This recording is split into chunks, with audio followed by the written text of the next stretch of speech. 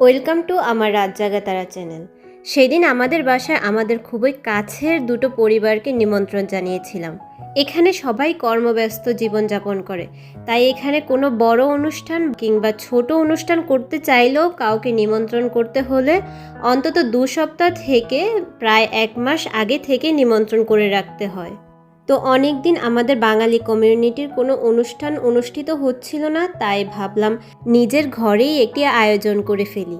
এতে ছোট বাচ্চারাও খুশি হবে আর আমরাও একটা ভালো সময় কাটাতে পারবো। যেই কথা সেই কাজ, আমরাও প্রায় 2 সপ্তাহ আগে থেকে নিমন্ত্রণ করে রেখেছিলাম। আমাদের যেহেতু 3 জনের একটা ছোট্ট পরিবার আছে, সেই জন্য সাধারণ দিনে আমাদের রান্নাবান্নার অত একটা ঘটা থাকে না।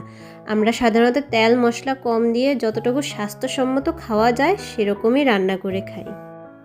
এখন যেহেতু আমরা একটি ছোট্ট প্রোগ্রামের আয়োজন করেছি, সেহেতু অতিথি আপ্যায়নের যেন কোনো ত্রুটি না হয় সেই দিকটা মাথায় রেখেই আমরা আয়োজন করেছিলাম। আবার যেদিন প্রোগ্রামের আয়োজনটি করেছিলাম সেদিন সকালবেলা আমার একটি ডক্টরের কাছে অ্যাপয়েন্টমেন্ট ছিল। এখানে ডক্টরের অ্যাপয়েন্টমেন্ট একবার মিস করলে 1 মাস থেকে কিছু ক্ষেত্রে 6 মাসও অপেক্ষা করতে হয়। আবার অনেক সময় নতুন একটি অ্যাপয়েন্টমেন্ট নিতে চাইলে সাথে সাথে কোনো সময় পাওয়াই যায় না, অনেক দিন অপেক্ষা করতে হয়, তারপর সেই অ্যাপয়েন্টমেন্ট পাওয়া যায়।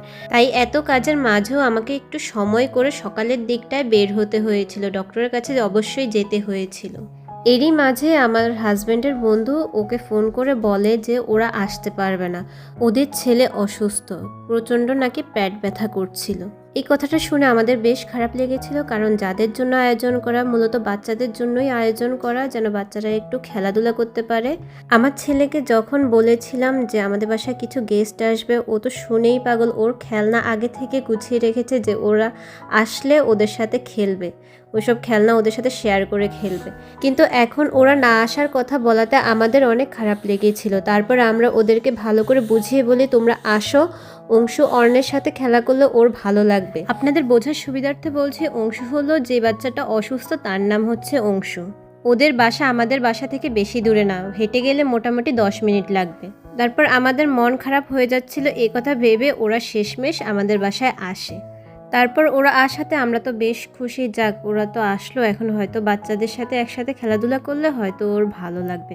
কিন্তু এসে ও বলছে ওর ব্যথা নাকি আরও বেড়ে গিয়েছে। অংশুদের ফ্যামিলি আমাদের বাসায় আসার আগে ডাক্তার দেখিয়ে এসেছিল। ডাক্তার বলেছিল এটা একটা সিজনাল প্রবলেম, তেমন কোনো সমস্যা হবে না, 1-2 দিন ব্যথা থাকবে, তারপর ঠিক হয়ে যাবে।